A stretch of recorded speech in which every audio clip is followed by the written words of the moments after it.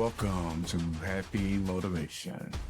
This podcast is a space created for reflection and growth, real conversations about life, purposes, and becoming better without losing yourself along the way.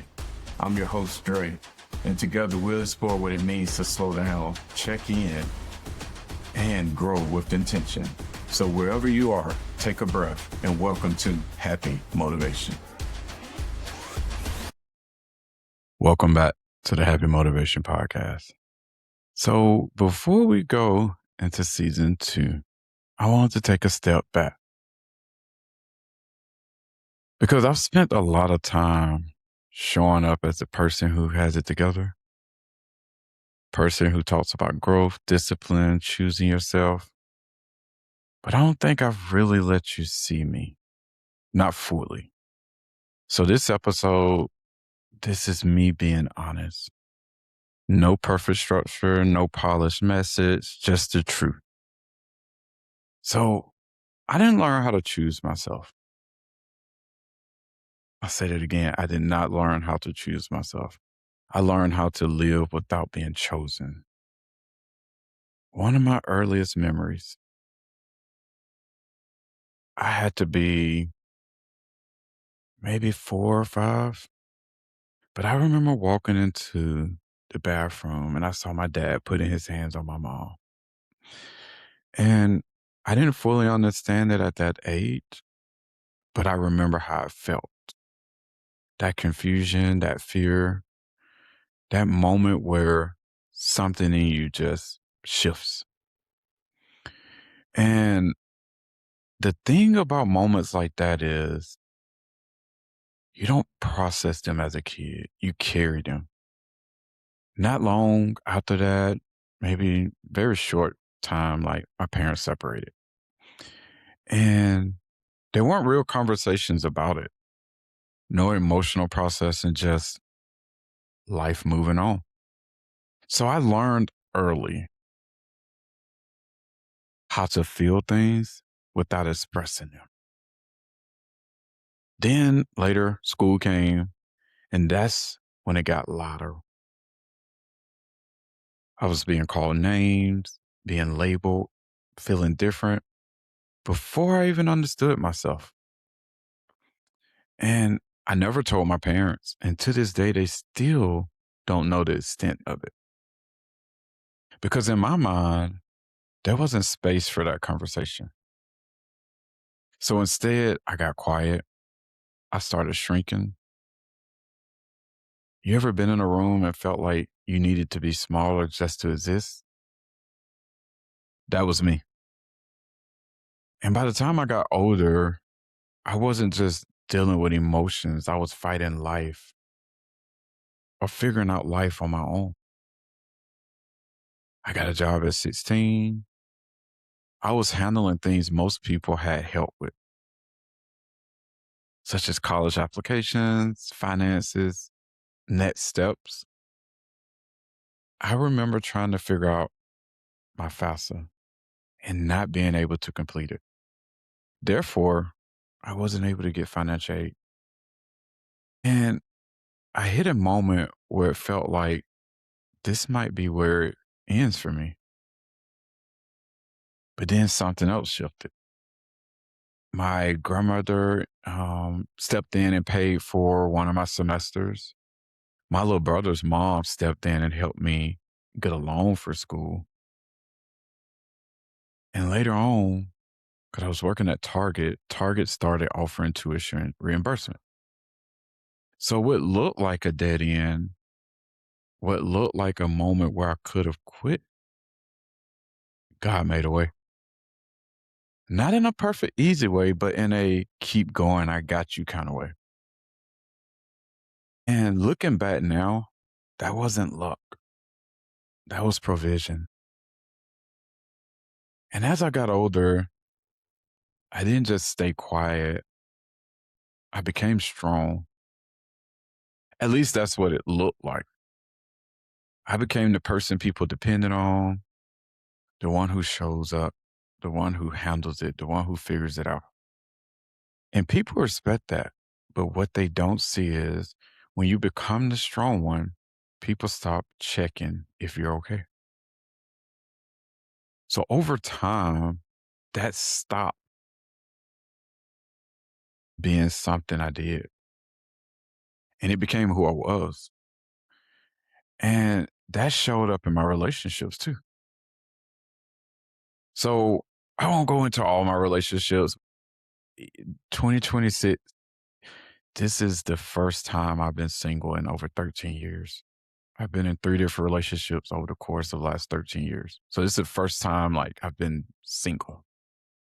But I was in this relationship for like 3 years and early on he lost his job and I stepped in, not just emotionally, but financially, physically, everything. He moved in. I took care of him for a year, made sure he was okay, made sure his family was okay. And I didn't hesitate because that's who I was. But what I didn't realize at the time was I wasn't just showing love. I was overextending myself to prove my value. And when I finally opened up and became vulnerable, shared things I had never shared before, it didn't feel safe. It felt like it was being measured or compared or minimized. And at the end of it all, I was the one labeled as the problem after everything I gave. And that did something to me. It reinforced something I had been carrying for years, that no matter how much I give, it's still not enough to be chosen.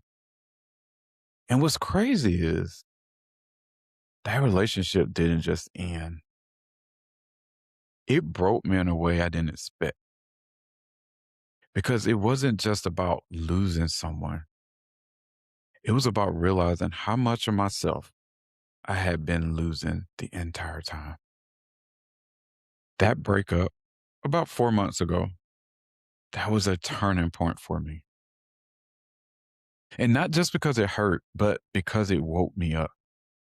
It forced me to sit with myself, no distractions, no trying to fix someone else, just me. And I had to be honest, I had been in a drought for a long time, not financially, but not professionally, but internally. I was showing up for everyone and slowly disconnecting from myself. And that breakup snapped me out of that. It made me realize I can't keep living like this. I can't keep pouring into people who aren't pouring into me. I can't keep proving my worth through what I'm willing to carry. I can't keep abandoning myself just to be needed. And that's when everything started to shift. That's when I started choosing myself for real. That's when I started walking in my truth, who I want to be, how I want to show up, what I actually want to give to the world. And that's where this came from. Happy Motivation, the podcast, this message. This didn't come from me having it all figured out. It came from me finally being honest and deciding I'm not staying there anymore. And if I'm being honest, last year stretched me in ways I didn't expect. Not only did that relationship end, I also had to grieve some family members who are still alive. And that's a different type of pain because there's no closure, no clear ending, just distance. And the realization that things aren't what you thought they were. And anyone who really knows me knows how much I always value family.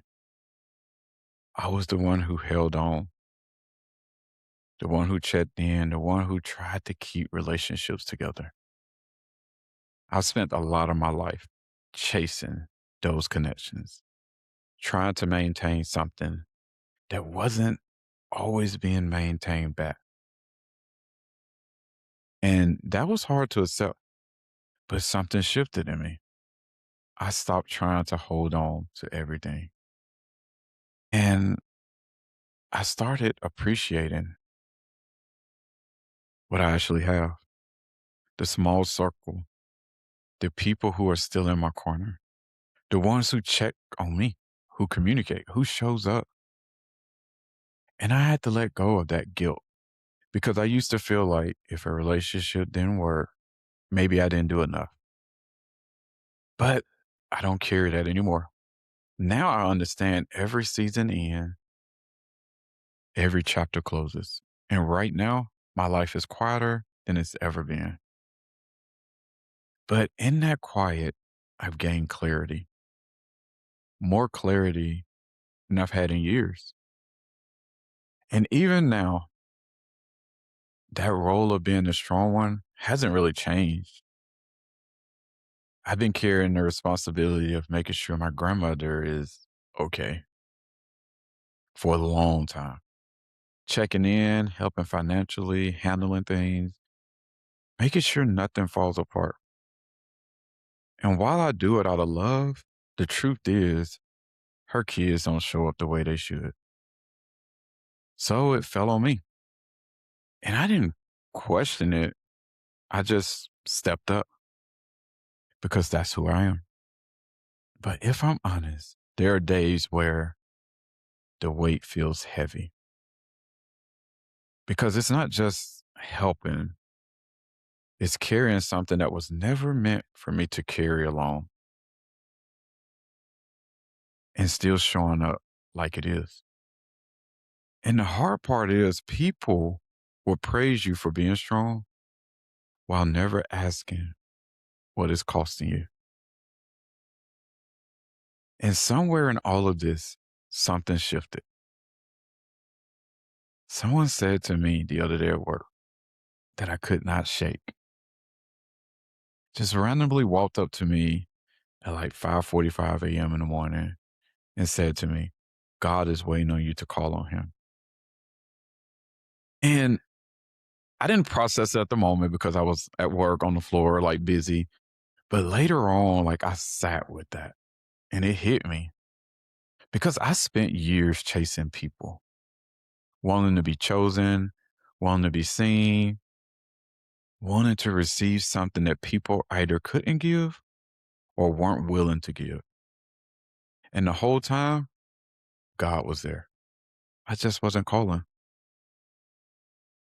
And even the content I create now, the videos, the reels, the quotes, that's not just for other people. That's for me too. That's me speaking life into myself. That's me reminding myself of what I'm learning. That's me. That's me staying grounded in my truth. I'm not doing this to go viral. That's never been the goal. I'm doing this because I know what it feels like to carry weight silently. And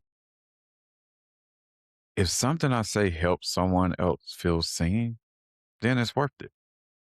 Because the people who understand, they understand. And I want to be real about something else. I'm still working on my confidence. This podcast, this journey, it is helping me. But I still have moments where I question myself. I still question my worth. Even with everything I've accomplished, I could still walk into certain rooms and feel like I need to shrink, like I need to be smaller. And that doesn't just disappear overnight. But what's different now is I'm aware of it and I'm fighting it. I'm not letting that version of me keep taking control, even when it's uncomfortable, because choosing yourself is something you have to keep choosing over and over and over and over again. And I'm still learning how to do that in real time. So before we go into season two, I just want you to hear this version of me, not the polished version, not just the motivational version, just me. Because season two isn't just about growth, it's about choosing yourself after a lifetime of not doing it. It's about breaking the patterns that made you feel like you had to earn your worth. It's about learning how to stop shrinking and finally take up space in your own life. So, yeah, this is the man behind the motivation. Still learning, still healing, still figuring it out. But one thing I'm done doing is abandoning myself.